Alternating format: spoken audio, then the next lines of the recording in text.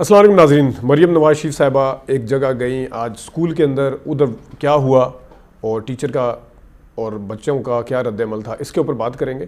لیکن جو بلاول بھٹو زرداری صاحب نے ایک تقریر کی ہے اس پہ بھی بات کریں گے. بڑی باریک چال چل رہے ہیں پیپلز پارٹی اور بلاول بھٹو, اس پہ بات کریں گے. اور اس کے ساتھ ساتھ ہم بات کریں گے ذرا تھوڑا سا جو مخصوص نشستوں کے حوالے سے ہوا ہے. بلاول بھٹو زرداری صاحب نے آج تقریر کی اور انہوں نے بڑا آج لیکچر دینے کی کوشش کی کہ گالی اور بیہودہ کلچر نہیں ہونا چاہیے, گالیاں نہیں نکالنی چاہیے. آئے مل کے بیٹھے, جب یہ بات کر رہے تھے پیچھے قادر پٹیل صاحب بیٹھے ہوئے تھے جو جب بولتے ہیں تو آپ کو پتہ ہے کہ کیسا بولتے ہیں. لیکن بہرحال انہوں نے بار بار 4-5 دفعہ دعوت دی کہ آپ کو اکیلے کو اگر مینڈیٹ نہیں ملا, بیچ میں اسد کیسر اور پی ٹی آئی اور سنی اتحاد کونسل وغیرہ کے ریئیکشن بھی سامنے آیا کہ ہمیں ملا ہے. انہوں نے کہا جی نہیں ملا, آپ ہمارے بغیر وزیر اعظم نہیں بنا سکتے, سیٹ کی طرف اشارہ کر کے آپ کو پیپلز پارٹی کی ضرورت ہوگی. پھر انہوں نے شہباز شریف کو مخاطب کرتے ہوئے کہا کہ آپ اگر انقلابی قدم لینا چاہتے ہیں تو جو 2015 میں 18 وزارتیں ڈیزالو کرنی تھی ابھی کریں فوراً, تاکہ آپ کو 328 بلین بچے. اور جو آپ کل این ایف سی ایوارڈ کی بات کر رہے تھے, کیونکہ این ایف سی ایوارڈ 18ویں ترمیم میں صوبوں کو چلا جاتا ہے, یہ پیپلز پارٹی کی اور تمام صوبوں کی دکھتی راگ ہے. ہونا بھی چاہیے اگر ترمیم کے اور آئین کے مطابق این ایف سی ایوارڈ کو دیا جاتا ہے تو اس میں رونے کی کوئی بات نہیں ہے. لیکن بہرحال بلاول بھٹو صاحب نے کہا کہ آپ پی آئی اے کی بات کر رہے تھے اور آپ اس کی بات کر رہے تھے, فوری طور پہ وزارتیں ڈیزالو کریں. پھر انہوں نے ایک احسان بھی کیا, انہوں نے کہا جی ہم نے 8-10 وزارتیں لینی تھی, اس کا بھی خرچہ ہونا تھا اتنا, وہ بھی خرچہ بچے گا. تو اس کا مطلب یہ ہے کہ بلاول بھٹو زرداری صاحب جو ہیں وہ اتحادی ہونے کے ساتھ ساتھ صدر بھی ان کی پارٹی سے ان کی مرضی سے بنوائیں گے. بلوچستان کی حکومت بھی لے لی, ہر جگہ سارا کچھ سیٹ کر کے آئینی عہدے بھی لے لیے. لیکن اس کے ساتھ ساتھ کابینہ میں نہ بیٹھ کے وہ اپوزیشن کے ہونے کا دعویٰ کر رہے ہیں, قسم کے اپوزیشن کے طور کے اوپر بیہیو کر رہے ہیں تاکہ پی ٹی آئی کے لیے چیلنج ہو. لیکن یہ جو اب چلاکیاں ہیں میرے خیال میں سیاست یہ اس طرح سے کامیاب نہیں ہوگی. اپوزیشن کی جو جماعت ہے وہ صرف اور صرف ایک ہے جس کا نام ہے پی ٹی آئی, جس کو سنی اتحاد کونسل کا کور حاصل ہے. تو یہ کہنا کہ آپ یہ کر لیں گے اور ہم یہ کر لیں گے. دوسرا انہوں نے بار بار بیٹھنے کی مفاہمت کی دعوت دی, کل شہباز شریف صاحب نے بھی دی تھی وزیر اعظم, اور آج بلاول بھٹو نے بھی دی. تو بیٹھنے کی دعوت دی جا رہی ہے, لیکن ابھی تک کوئی ایسا ایک کام بتائیں پی ٹی آئی کے حوالے سے جو کہیں پہ کوئی اشارہ دیا گیا ہو, کہیں پہ کوئی رزلٹ جو اتنی دھاندلی ہوئی تھی ریگنگ, کوئی رزلٹ ریورس ہوا ہو, رزلٹ روکے گئے, بعد میں آرڈر بھی روکے گئے, نوٹیفیکیشن بھی روکے گئے, لیکن ایک جگہ سے بھی پی ٹی آئی ابھی تک کامیاب نہیں ہوئی ہے. اور سب کو پتہ ہے, ہر کسی کو پتہ ہے کہ دھاندلی ہوئی ہے, فارم 45 بھی ان کے پاس موجود ہے, لیکن کسی طرف سے کوئی اس طرح کی سنوائی نہیں ہوئی. لیکن ان سے توقع کی جا رہی ہے کہ آپ آئیں اور آ کے مل کے بیٹھیں. صرف یہی نہیں کہ باہر دھاندلی ہوئی, جو فارم 45 کے مطابق فیصلے نہیں ہوئے, آج تو مخصوص نشستوں کے حوالے سے جو فیصلہ سنایا ہے الیکشن کمیشن نے وہ بہت ہی عجیب سا فیصلہ ہے. ان کا کسی طرف سے میں نے جس طرح اگین کہتا ہوں کہ ان کو فیصلہ قانون کے مطابق کرنا تھا تو مخصوص نشستیں باہر ان کو ملنی چاہیے تھیں. الیکشن کمیشن نے اس قسم کے فیصلے کیے ہوئے ہیں جہاں پہ 4-4 5-5 پولنگ اسٹیشن کے رزلٹ مانگے گئے تھے نون لیگ کی طرف سے, پورے حلقے کا الیکشن جو ہے وہ دوبارہ کروا دیا گیا تھا. تو اب جب وہ ریگنگ کے اوپر بھی الیکشن کمیشن کے اوپر الزام لگا رہے ہیں, الیکشن کے کنڈکٹ کے اوپر بھی الیکشن کمیشن پہ الزام لگا رہے ہیں, صرف وہی لگا رہے, تمام جماعتیں بھی لگا رہی ہیں, مبصرین بھی لگا رہے ہیں, میڈیا بھی لگا رہا ہے, باہر کے ممالک کے دوسرے ممالک کے تجزیہ کار بھی لگا رہے ہیں, سارے لگا رہے ہیں. لیکن ابھی تک ان کی کوئی سنوائی اس حوالے سے نہیں ہوئی تھی. اور جو مخصوص نشستوں کے اوپر آج جو ڈرامہ کیا گیا ہے, 4 کے مقابلے میں ایک بندے نے اختلاف کیا 5 میں سے, تو اس نے الیکشن کمیشن کے کنڈکٹ کے اوپر بھی سوال اٹھا دیا ہے.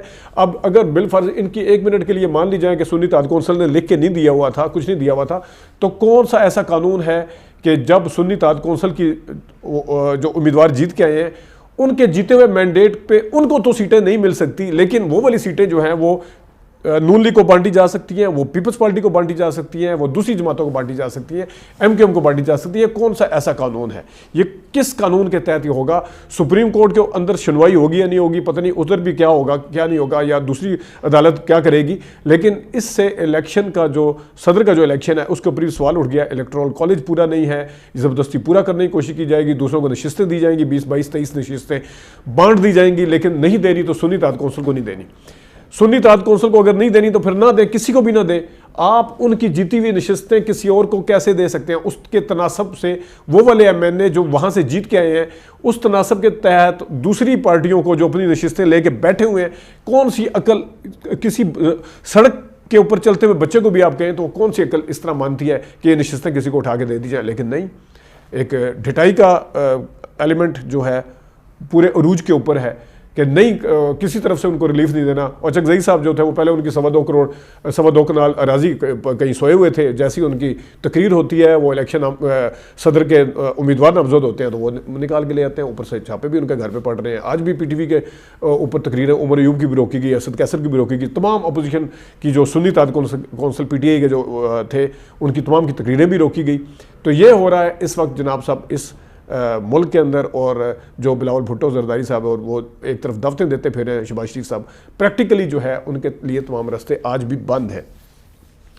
अब आते हैं जनाब जो मरीम नवाज शरीफ साहबा ने, जब से मरीम नवाज शरीफ साहबा बनी है, इतने सूबे बड़े सूबे की एक वज़ीर आला बनी है, उनको एक किस्म का एक खिलौना दे दिया गया है, लाइक खेलती रहे हो जाके जनाब, खूब तस्वीरें खींचें, खा वो असम्बली के अंदर हों, किसी से बात करें, वो राना आफ्ताब से जाके बात करें तो तस्वीरें साथ में कैमरा है, वो कौन लेके फिरता है साथ में, उनकी कौन सी MP साथ लेके फिर रही होती हैं। लेकिन बहरहाल वो एक फ़ोटो सेशन है, वो जो उनके चचा जान ने जहाँ से अपनी लेगेसी छोड़ी थी ड्रामे करने की, वही लेगेसी जो है अब मरीम नवाज शरीफ साहबा उसको लेके चलेंगे अपने चचा की लेगेसी को। इनके चचा भी यही करते थे, वो जी वो फलाना MS फारिग कर दिया हॉस्पिटल से, AC फारिग कर दिया, DC फारिग कर दिया, वो पता चलता था शाम को कहीं और जाके लगे, वो ड्रामे करते थे, वाह करवा लेते थे। और एंड पे सूबे का हाल ये था, ना पुलिस ठीक, ना महकमा ठीक, ना सेहत का महकमा ठीक, ना हॉस्पिटल ठीक। भाई ये ड्रामे शरामे जो है वो खूब चलते रहे थे। अभी भी ये ड्रामे जो है वो अपने पीक पे आपको नजर आएंगे। और मरीम नवाज शरीफ साहबा जो है रोज़ाना अब कैमरा साथ लेके स्कूलों के अंदर जा रही हैं। स्कूल की अंदर भी बच्चियों की वो वाली क्लास उन्होंने चूज़ की है जहाँ पे बच्चियाँ कोई सवाल ना कर सकें, जो ज़रा छोटी कम उम्र की हों, जिनके अंदर थोड़ा शऊर कम हो, लेकिन वहाँ पे भी आगे फंस गई। उन्होंने आगे पूछा कि आप क्या पढ़ रहे हैं, उन्होंने कहा जी जोग्राफिया पढ़ रहे हैं। आगे से आगे उन्होंने कहा जी कंजंक्शन ग्रामर की जो एक है इंग्लिश में कंजंक्शन नाउन प्रोनाउन और एडवर्ब और वर्ब वगैरह जो होता है उसके एक है, तो वो फिर उनको समझ कोई नहीं आई कि कंजंक्शन होती क्या है। तो बस फिर वो किताब को देखना शुरू होगी। फिर साफ पता चल रहा था, एक जगह बैठी, बच्ची को अपने पास किया, जब बैग आप आगे पीछे कर लें, वो बच्ची भी बदले ना ख्वास्ता कोई इतनी ज़्यादा कोई एक्साइटेड नहीं थी। टीचर तो बिल्कुल भी एक्साइटेड नहीं थी। टीचर ने कहा जी बस मैम, वो क्या जी पढ़ रहे हैं जी मैम, रिवीजन कर रहे हैं। उनका भी कोई इतना ज़्यादा वो खुशामदी, जो कि बिल्कुल ठीक किया, बिल्कुल टीचर ने ठीक किया, इतना ज़्यादा कोई खुशामदी नहीं था। और वहाँ से पता भी चल रहा था कि इनके अंदर इनकी जितनी एक्सेप्टेबिलिटी स्टूडेंट्स और टीचर के अंदर है वो वहाँ पे नज़र भी आ रही थी कि कितनी एक्सेप्टेबिलिटी है। लेकिन बहरहाल ये चीज़ें समझने वालों के लिए होती हैं। ये ड्रामा जो चलता रहेगा। अब अगले जो जितने अरसे तक ये वज़ीर आला हैं, इसी किस्म की रोज़ आप देखा करेंगे ड्रामे। कोई आपको कंक्रीट चीज़ नज़र नहीं आएगी, बस जी वो फलाने, ये पहली वाली तस्वीरें हैं कूड़ा साफ़ करने से पहले, ये कूड़ा साफ़ करने के बाद है। ये उसी तरह ही है जिस तरह किसी गरीब के बच्चे के ऊपर हाथ रखते हुए जनाब यूँ करके, वो लतीफ़ा है ना कि हाथ रख के जनाब गले लगाए हुए गंदे कपड़ों के साथ, जैसे कैमरे बंद होते हैं धक्का देके पीछे। तो ये बिल्कुल उसी तरह का जो एक चलेगा सिलसिला। तो ये है। और अगली वीडियो में हम आपको बाकी जो जितनी डेवलपमेंट थी, कुछ खबरें वो अगली वीडियो में बताएंगे। अपना ख्याल रखिएगा, इजाज़त दीजिए, अल्लाह हाफ़िज़।